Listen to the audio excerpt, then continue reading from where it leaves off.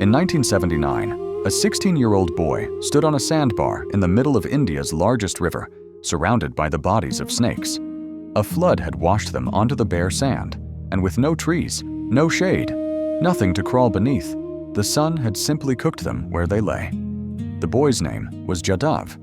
He wasn't a scientist. No government sent him. He just couldn't stop thinking about the snakes. So he did something that made no sense to anyone around him. He pushed a single row of bamboo shoots into the sand, then another row, then another. Every day, for months, then for years.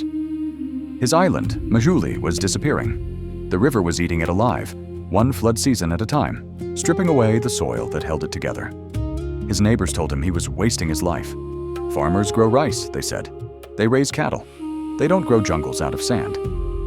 But Jadav kept going, alone, carrying seedlings across the sandbar in the same bag he used to feed his cows. He failed constantly and learned from every failure which roots could hold, which couldn't, which soil needed help. He started carrying sacks of red ants from the mainland because he noticed the ground they nested in grew richer. Nobody taught him this. He simply watched the land year after year and answered it. A decade passed, then 2, then 3. The bamboo became a canopy. The canopy grew undergrowth and shade and roots deep enough that the river's heat could no longer reach the ground. In 2008, a forest department team went looking for a herd of elephants that had vanished after damaging a nearby village. They tracked the animals onto Majuli's sandbar and found not a runaway herd, but an entire hidden forest, thick enough to swallow elephants whole. It wasn't on a single official map. One man had grown it, alone, and nobody outside his village had noticed. Today, that forest is bigger than New York's Central Park. Bengal tigers move through it. Indian rhinoceroses graze in its undergrowth.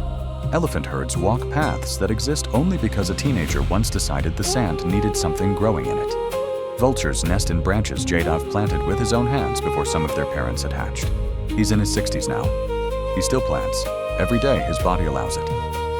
Ask him why, and he won't mention carbon or conservation policy or the awards that now bear his name.